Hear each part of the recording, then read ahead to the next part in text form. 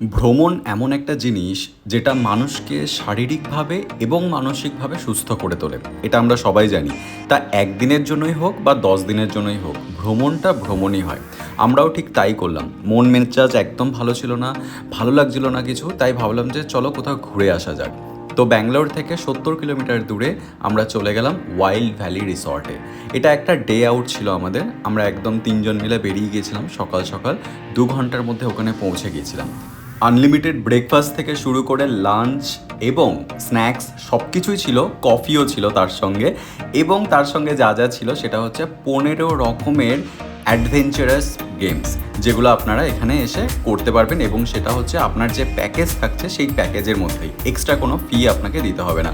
Swimming pool ছিল যেখানে আপনি স্নান করতে পারেন, সাঁতার কাটতে পারেন, এছাড়াও জিপ লাইন, সাইক্লিং, সমস্ত রকমের জিনিস এখানে রয়েছে।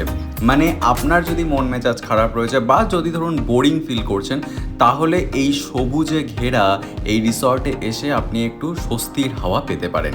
আবার আরেকটা জিনিস হচ্ছে, এই যে রিসর্টটা এসআরএস হিলসের একদম পাশেই। তো একসঙ্গেই আপনি দুটো জিনিসও করতে পারবেন। এসআরএস হিলসে আপনি চাইলে আপনি পুজোও দিয়ে আসতে পারেন যদি আপনার হাতে সময় থাকে। তবে এখানকার ব্রেকফাস্ট আর লাঞ্চ এত ভালো ছিল, মানে আপনাদেরকে আমি কি বলবো।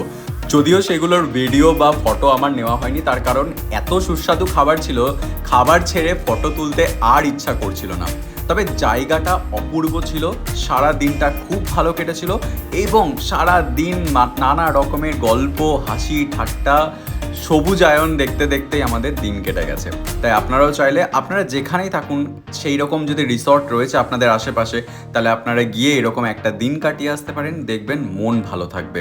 আরও একটা জিনিস এখানে হয়েছিল, যেটা হচ্ছে 70 কিলোমিটার দূরত্ব ছিল, তো আমরা মোটামুটি বাইকে করে গেছিলাম। এই যে বাইকে যাওয়া আসা, এটার একটা যে ট্রাভেল এক্সপিরিয়েন্স হয়, সেটাও কিন্তু খুব ভালো লাগে।